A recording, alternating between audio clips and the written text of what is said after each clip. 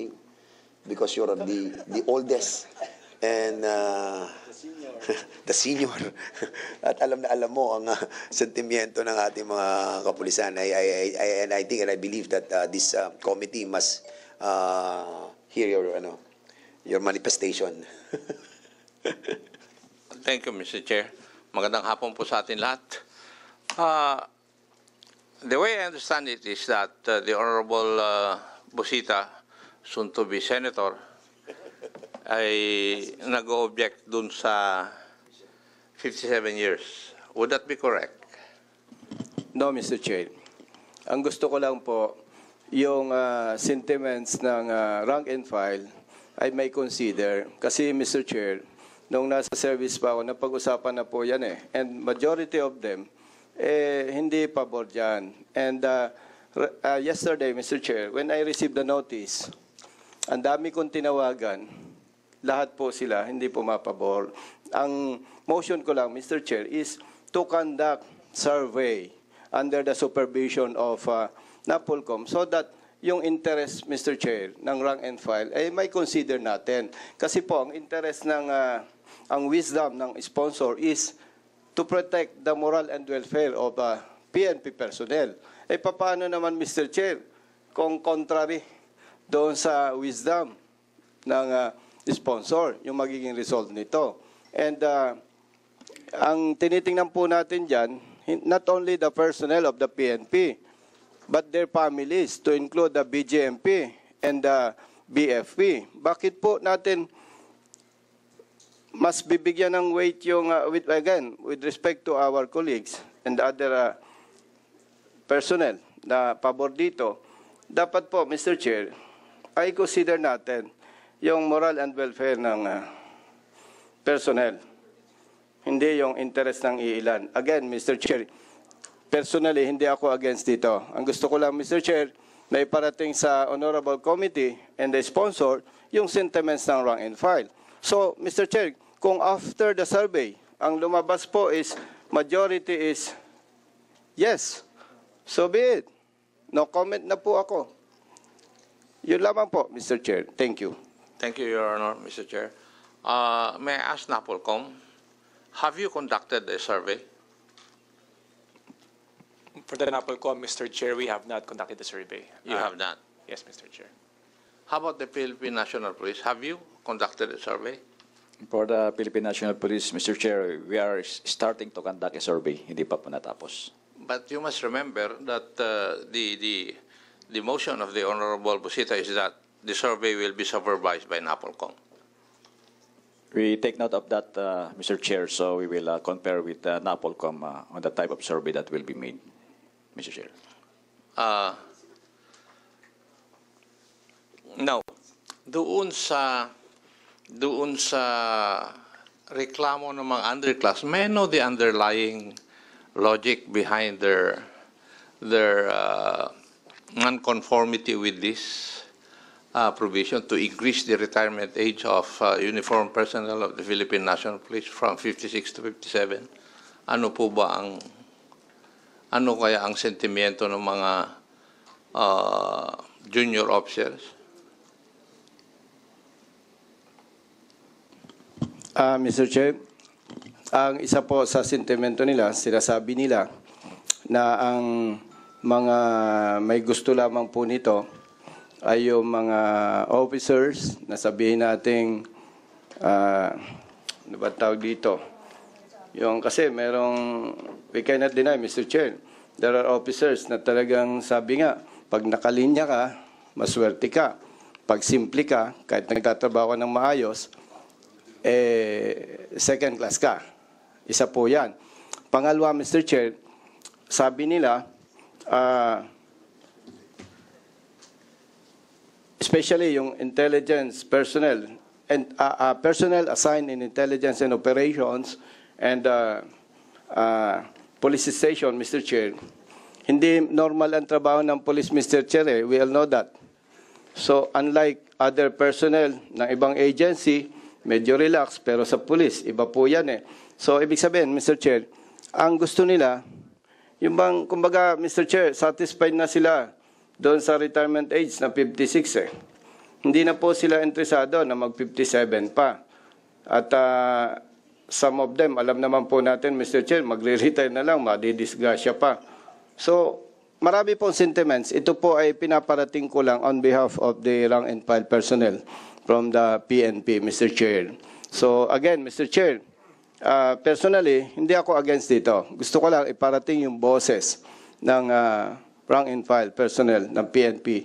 And dahil isinama na po yung BGNP and Bureau of Fire, so we should consider also those personnel from other bureaus, Mr. Chair. Kasi po, Mr. Chair, for the information of my senior officer, General Acop, sir, yung pong survey form na ginagamit nila, may details may unit assignment. Alam po ni General Acop, Mr. Chair, pag nag-no ko, baka madaming nag-no sa personnel ko, mamalasim pa ako. Talaga namang may minamala sa PNP. Sasabihin, hindi ka nagko-cooperate. You wait until you become. Rank has its own privilege. Sir, yes sir. Yung pong kultura na yon, nandiyan pa rin, Mr. Chair. Kaya, ang sinasuggest ko po, simple na lang yung survey. Yes or no. May box dyan.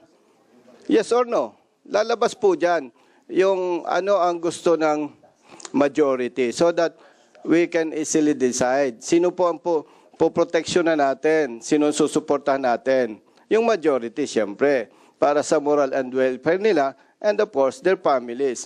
Especially, Mr. Chair, banggitin ko lang po, yung mga assigned sa PNP SAF. Siguro, once a year, twice a year lang ma-meet yung pamilya niya. Pag mamalasim pa, hindi na sila magkikita.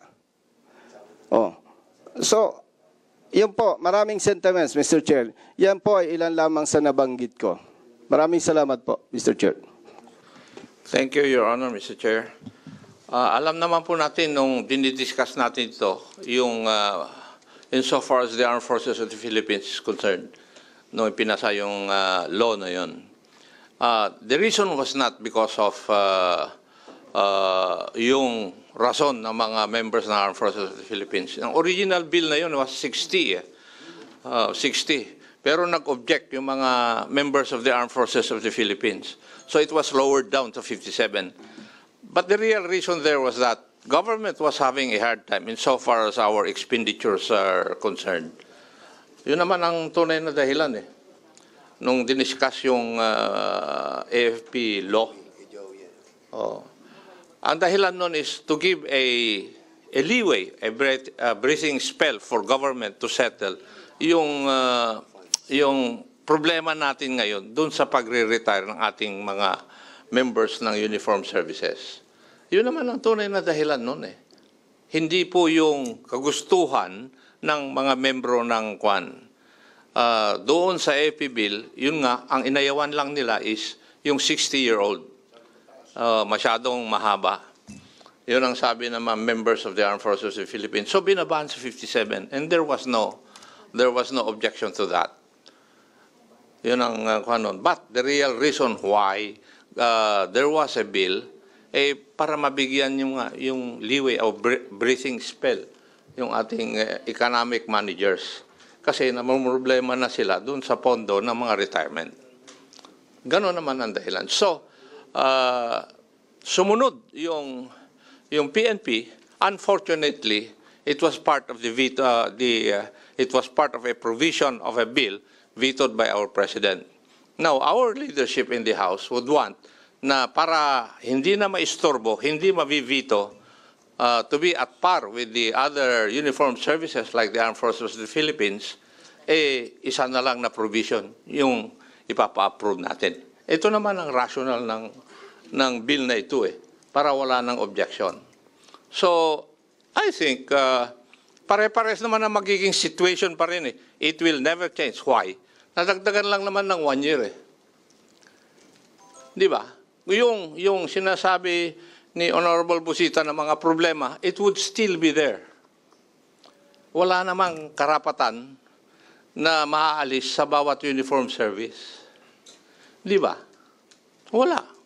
Kasi sabay-sabay naman na 1 year ang may increase yung kanilang pagsiservisyo I do not see any change dyan sa Kwan. Kasi the way I look at it, yung mga problema na sinasabi yan, it is internal to the PNP as an organization.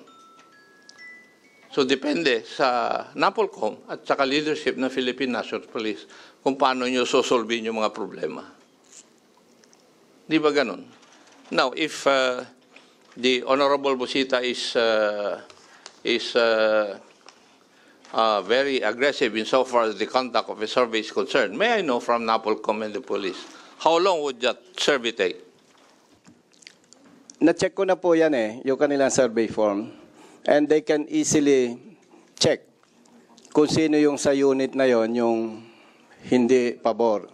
And meron kasi, Mr. Chair, apprehension sa PNP, among PNP personnel, na say for example, chief of police ako, natatakot ako na mag-no ko baka mamalasin ako. Nandiyan po yan They cannot deny. At yan naman ang totoo. That's why I'm proposing, Mr. Chair, na magkaroon ng simple at mas mabilis na survey, mutation. Let's say, for example, Police Station 1.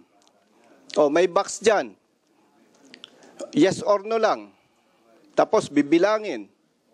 Kasi, Mr. Chair, para sa akin po, being retired police officer, big deal ito Kasi ang nakataya po dito, moral and welfare ng PNP personnel and their families. So, kung lumabas, Mr. Chair, majority is yes. Ikaw. So be it. Yun lamang po, Mr. Chair. Maraming salamat, Thank you. Congressman Busita. But before the chair recognizes Congressman Caraps, the chair would like to acknowledge the presence of Congressman of the 5th District of Bulacan, Ambrosio Z. Cruz Jr. Sir, Congressman Paduano, please. Okay. Let me ask na lang po. I cannot ask my fellow members of this committee, but of course I will ask just the PNP. What's the purpose of the survey? To get the pulse of the rank and file, and that includes also the officers, with regards to the bill or with regards to the retirement per se? We just conducted a BRAP survey, sir, to get the feel of The feel for the what? organization relative to the retirement, sir. Retirement, Yes, which sir. is ang ano dito issue is the 57, age Yes, sir, the 57. age of, Okay. 57 po. Mr. Chairman, ganito po. Tingin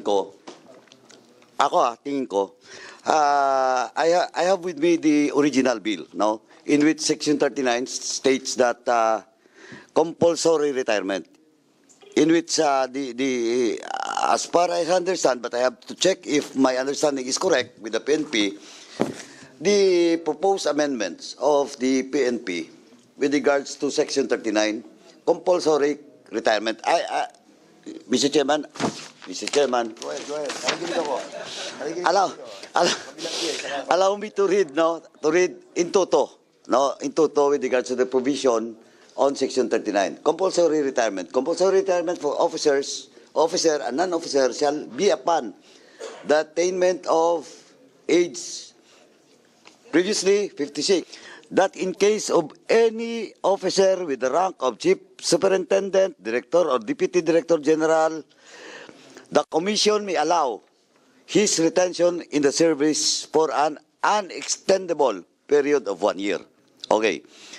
This is Section 39 of the original bill, 11140. Now, amendments being introduced by the PNP and officially signed by the Police General, the Chief PNP, Marbel. And it was also stated by Police Major General Ocobo. And let me read, Mr. Chairman, the proposed amendments. And I think the issue about retirements of all PNP officers, and that includes non-commissioned officers, Mr. Chairman. And let me read the proposed amendments to this bill. Compulsory retirement for officer and non-officer shall be upon the attainment of 57, provided uniform personnel, we're talking here about uniform personnel as a whole, uniform personnel who have less than 1 year in service. Ibig sabihin nun, 1 year at the age of 56. Tama? Tama, General Ocobo? Okay. This refers to itong who have less than 1 year. Ibig sabihin, at the age of 56. Okay? Upon the effectivity of this act, shall have the option to retire at the age of 56 and shall be considered compulsory retired. Okay. Now, let me ask the PNP so that the issue about survey and everything, because I think the issue, Senator Busita will correct me if I'm wrong. The issue here is about the interest of those non-commissioned officers down below, or rank and file, which will retire supposedly at the age of 56. Okay? So instead of 56, they will retire by 57 compulsory, based on the original proposed bill, except for those Director General, blah, blah, etc., etc. Now, dito po, sa amendments, Mr. Chairman, ng PNP, may option po, no, to retire. At the age of 56, non-commissioned and commissioned officers within the PNP can retire, and it will be considered compulsory retirement. And as far as I'm concerned, just correct me if I'm wrong, Senator Busita, the concern of the non-commissioned officers are those aged upon retirement at the age of 56 na mag-extend pa ng 1 year kung mag-57 ang compulsory retirement. But in this proposed amendment of the Philippine National Police, as stated by Major General Ocobo, and the letter or position signed by the Chief PNP, pwede po at the age of 56 if commissioned or non-commissioned officers wants to retire, considered po as compulsory retirement. No official. So it never changes. It never changes. For example, ako, at the age of 56, supposedly, I have to retire. Now, pwede ako mag-retire. Option ko to retire, or I will extend my 1 year. So, ganun pa rin. So, in question of the protection or the interest of the rank and file, kasi, dito kasi,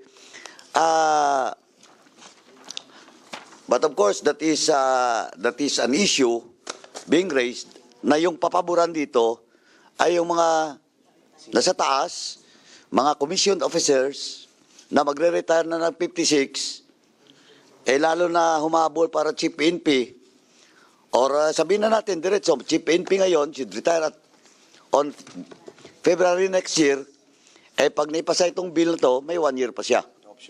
Na-option siya. Tama? General Ocobo? So my interpretation is correct na still, that will be considered compulsory retirement if I opt to retire at the age of 56. Tama? Tama po, sir. Oo, tama. So, again, I cannot ask my fellow members of this committee, but that is based on my understanding and what I felt with regards to surveys and everything. It's all about the age retirement between 56 and 57. But under these amendments, I have said, may option po ang commission and non-commission officers to retire at the age of 56. And it is still considered as compulsory retirement. Yun po. Thank you, Mr. Chairman. Klaro naman yun, no? Klaro naman Mr. yung Chair. ating nabasa at sinabi po ng PNP. They have option, no, to retire or to continue for another year, di ba? Mr. But Chair. the question is the sentiment of Senator Busita about the survey that he wanted and directed the PNP to conduct. What I'm trying to to see on the motion is the truthfulness of the survey. So basically, siguro you want to pursue with your motion, or Yes, Mr. Chair. Sige. What's the pleasure of the gentleman from Party List One Rider?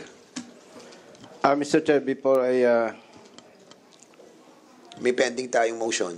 Yes, Mr. You have Chair. already... Banggitin ko lang dito, Mr. Chair, dito sa Section 39, compulsory retirement for officer and non-officer shall be upon the attainment of age 57, provided that uniformed personnel who have less than 1 year in service upon the effectivity of this act shall have the option to retire at the age of 56. So, ibig sabihin, Mr. Chair, ang binibigyan lang po dito ng option, itong retirable.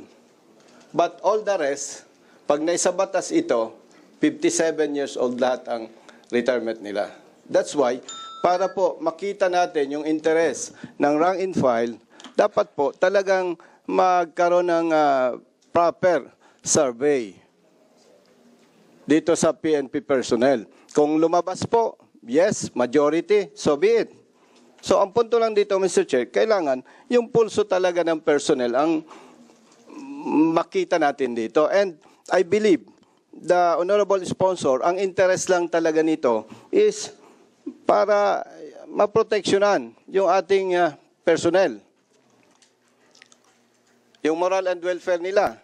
So, kung hindi natin makuha, Mr. Chair, yung talagang pulso ng personnel, conflict yan doon sa interest ng author. Hindi po tama yon. So, yun lamang po, yung nabanggit kasi dito. Thank you so Mr. much. Chair. We have really to balance everything. We know that there are advantages, and disadvantages on the retirement age from 56 to 57. We know all about it. At alam natin that the junior officers will be really affected. Even without the survey, those junior officers will really react on this. But having said that, we already discussed as well the benefits of those other senior officials to be in service for another year for their capacity to lead the organization as well. But of course, hindi naman nila monopolize yung serbisyo din, di ba? So, be that as it may, the reason why we are here is to approve or not the bill that was filed by the speaker and all other personalities in this as a co-author. So basically, I think we have discussed this lengthily, before and today. So one way or the other, we have to approve this measure in favor or not in favor of this House Bill 1140. But a while ago, you have a pending motion to direct them to conduct a survey, duly seconded. Hearing no objection, your motion is now approved. So, Mr. Chairman, yes. Thank you, Mr. Chair. Let me just clarify. So, magsasurvey ka pending approval of this bill? No, What will be the purpose of that survey in the service of this bill? Kasi if we approve this today, mutan academic po yung survey na yan. Di ba? Now, Mr. Chairman, ito lang po, again, I will just like to reiterate, and I will ask the PNP, not my fellow members of this committee. Kasi po, optional retirement, you can apply for optional retirement. But in this case, ang sabi ko nga, ano pa bang interest ng mga rank and file? Of course, they have to retire, they want to retire, mandatory or compulsory at the age of 56. Now, here comes in-extend natin ng 57. But, malinaw po dito, they have also an option to retire if they want at the age of 56. And that will be considered as compulsory retirement. And they can get all the benefits that they should have upon retirement at the age of 56. Wala eh. Ano pa bang issue? Now, ang sinasabi ko lang, why should we conduct a survey while approving this bill? Diba, that will be a moot and academic. And, well, in fact, sinasabi ko nga, if the interest of the members of the PNP rank and file and all other commissioned officers, middle level officers, and they felt that this bill will not serve for the purpose of the interest of the whole organization, they have an option to retire at 56, and it is still compulsory retirement, and they can get all the benefits that they should get from the government.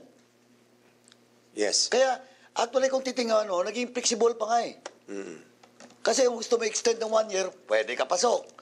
Kung gusto mo mag-retire ng 56, pasok ka pa rin. Compulsory retirement pa rin. Yeah, the same. You can still get all the benefits that you've given to all those retirees at the age of 57 or 56. Okay, well said. Kaya tingin ko, walang ano. Okay, so having heard that, Congressman No, Senator Busita, you want to reply on the query, not a query, but the position of Congressman Mr. Chair? Paduano regarding the your Pwede motion. bang malaman, Wait. Mr. Chair, kay Honorable Congressman Paduano, yung 10 dito sa bill stated, yung sinasabi po niya? Oh, wait muna. Ito nga eh. Wait. Order muna. This is the parliamentary inquiry, parliamentary status, no? So there's a motion. We have approved the motion about the directing the PNP to conduct a survey, while we are set to approve the said measure regarding the compulsory retirement. Having done that, no? So the survey that will be conducted in accordance to the manifestation of Congressman Paduano will be moot and academic, considering that we have approved on our part. But of course, the good Congressman Busita wanted to say something. Hindi. A 1 minute suspension.